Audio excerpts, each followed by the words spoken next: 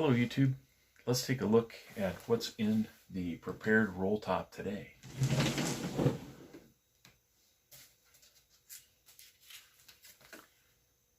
Yeast. Yeast, well, I'm not going to be baking. What I'm going to be suggesting to you is that if you're on a septic system, that you have your own septic tank and leach field, take a look and see when the last time that you had that system pumped. With what's going on in the world today, in our country in particular, in different parts of the country, prices are increasing on literally everything. The costs of fuels, in particular diesel, is on the rise. Costs at system plants, wastewater treatment, let's say, those costs are also going to be increasing because everything, literally everything, is on the rise. With that in mind, if you have a home that is your septic system you're not hooked to a city sewer, then you have to have a method. Well, maybe you're in a tiny house and you have a composting toilet. Well, then I'm not talking to you. Well, I would talk to you, but this video is not for you. This is for those individuals who are thinking ahead. Let's say your system was pumped 4 or 5 years ago. It's more than likely due.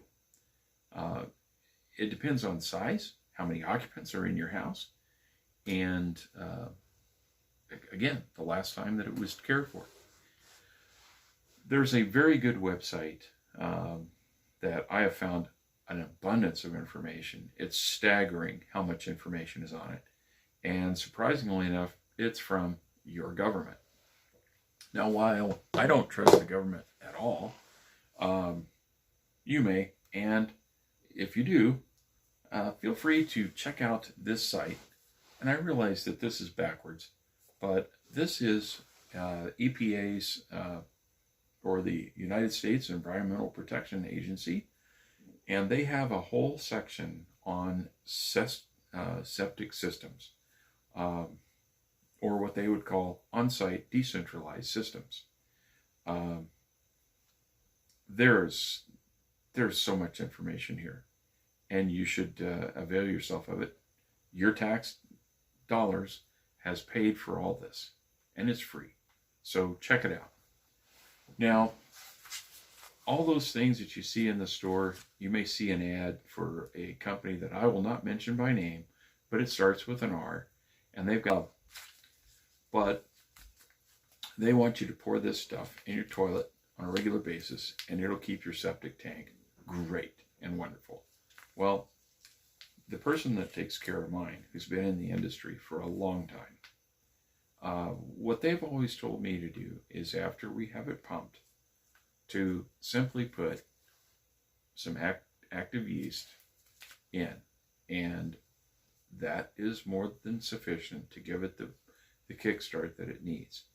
Typically, however, there is a sufficient amount of sludge that's left behind in the tank for it to regenerate, and the enzymes will be there to break down the solids and take care of what goes on in that septic tank. Again, I would encourage you to go to the EPA site and learn about the system so that you can maintain it properly. So that's part of what's being prepared today. I hope you're having a day where you're living tenaciously and prepping for a not so bright future. Hey, I'm excited. It really doesn't take much. Got my bill here for the cleaning of my septic tank. $250.